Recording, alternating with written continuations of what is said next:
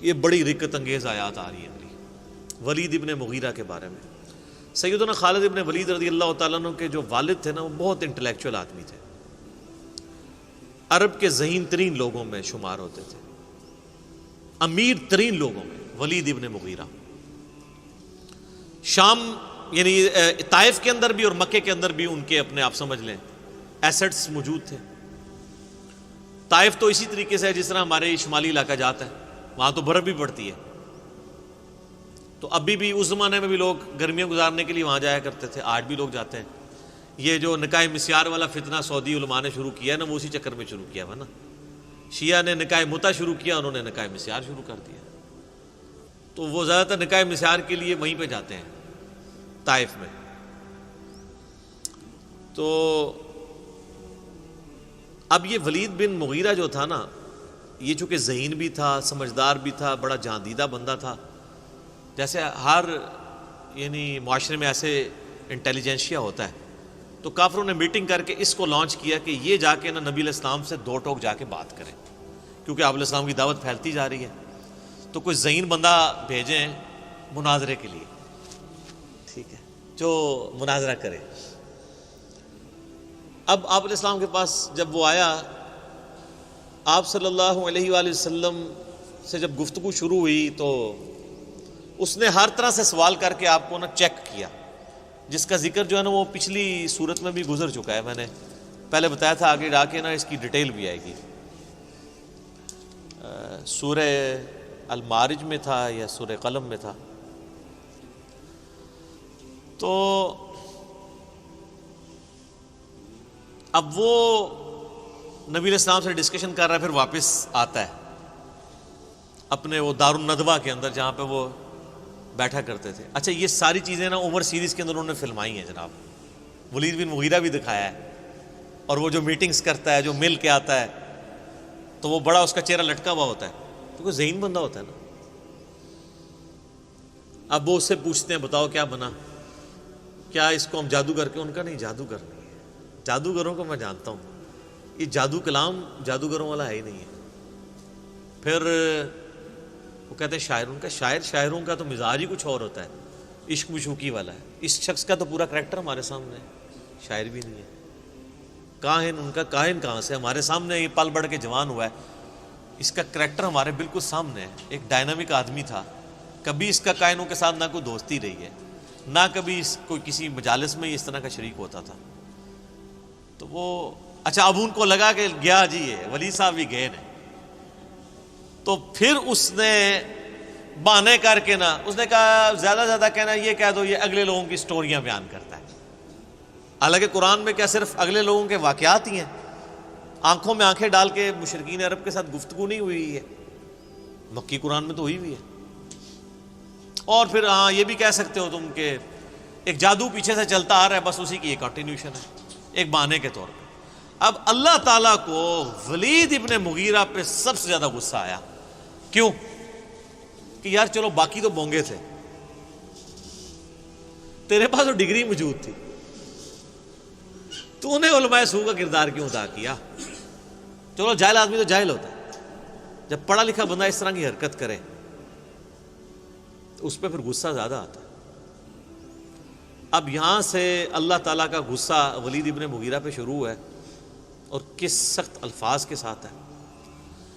اب یہ لادہ بات ہے کہ اسی کے 3 بیٹے مسلمان بھی ہو گئے بعد میں۔ ایک بیٹا تھا ان کا ولید ابن ولید، وہ خالد ابن ولید سے بھی پہلے مسلمان ہوا، اور اس کی وجہ سے حضرت خالد ابن ولید بھی اسلام سے امپریس ہوئے اور بعد میں مسلمان ہوئے، اگرچہ صلح حدیبیہ کے بعد ہوئے۔ 19 سال تک کفر کی زندگی گزاری ہے حضرت خالد ابن ولید نے، بعد میں پھر دیکھیں اللہ نے ان کو کہاں سے کہاں پہنچایا ہے، اللہ نے پھر مسلط کر دیا رومن امپائر اور پرشین امپائر کے اوپر ان کو۔ تو دوسرا بیٹا تھا خالد ابن ولید، اور تیسرا ہشام ابن ولید، یہ 3 بیٹے ہیں جو مسلمان بھی ہوئے۔ عمر سیریز کے اندر انہوں نے یہ سین بھی فلمایا ہے، جب خالد بن ولید مسلمان ہوئے نا تو کافروں نے اب ان کو تانا دینا شروع کر دیا کہ اس نے وہ دین قبول کر لیا ہے جس کی جو ٹیکسٹ بک ہے اس میں اس کے باپ کے بارے میں اتنی سخت باتیں موجود ہیں، تو یہ کیسے تلاوت کرے گا ان آیات کی؟ تو سیدنا سالم جو بخاری مسلم میں آتا ہے 4 بندوں سے قرآن سیکھو، ان میں سے ایک ابن مسعود بھی ہیں، ابی ابن کعب بھی ہیں اور سالم بھی ہیں۔ یہ یعنی ینگ سے نوجوان تھے، ان کے پاس حضرت خالد بن ولید آتے ہیں اور کہتے ہیں مجھے قرآن سکھاؤ۔ یار اسلام بڑوں بڑوں کی اکڑ توڑ دیتا ہے، یہ عرب کے لوگ یہ غلاموں کو تو جوتی کے برابر نہیں سمجھتے تھے، اور کدھر اسلام ہے کہ وہ ایک غلام زادے سے کہہ رہے ہیں کہ مجھے یار قرآن سکھاؤ۔ تو انہوں نے کہا ٹھیک ہے، ان کا سب سے پہلے مجھے وہ آیات سکھاؤ جو میرے باپ کے بارے میں نازل ہوئی۔ ہائے ہائے ہائے، سر کتنا جگرا چاہیے، اور وہ انہوں نے جو سین فلمایا ہے نا، وہ بندے کے آنسو نہیں رکتے۔ آپ اگر عمر سیریز میں وہ دیکھ لیں کہ کیا کیفیت ان کے اوپر طاری ہوتی ہے، کتنا ان کو پسینہ طاری ہو جاتا ہے۔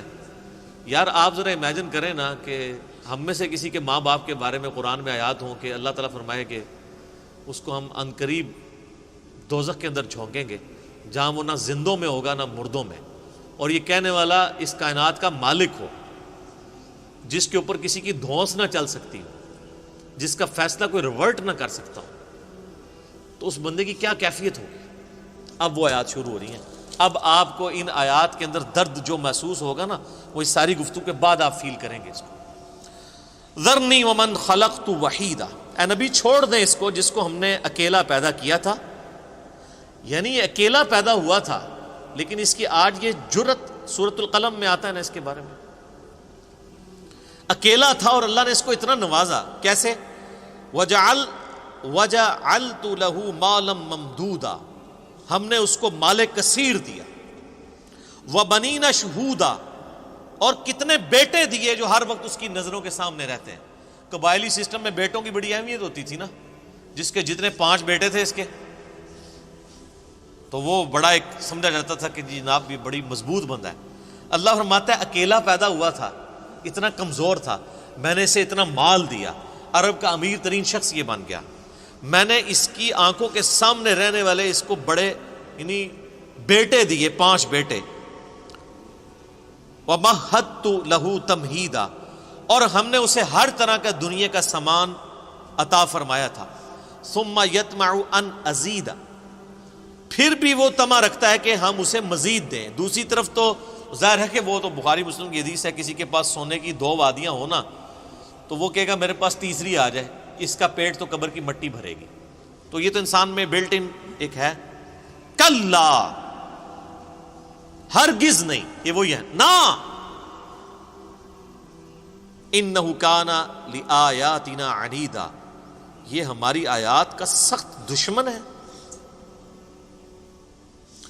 سأرہقہ صعودا، میں عنقریب اسے مجبور کروں گا کہ یہ وہ کٹھن چڑھائی چڑھے، یعنی دوزخ کے اندر۔ آپ کو پتا دوزخ میں چند عذابات یہ بھی ہیں کہ پہاڑ کے اوپر چڑھایا جائے گا۔ سخت گرمیوں میں سر سیڑھیاں چڑھنا مشکل ہو جاتی ہیں، اور اگر کسی کو یہ سزا دے دی جائے کہ سخت گرمیوں میں اس نے 2-3 کلومیٹر اونچا پہاڑ سر کرنا ہے، تو یہ کتنا بڑا عذاب ہے۔ عنقریب ہم اسے چڑھائی پہ چڑھائیں گے۔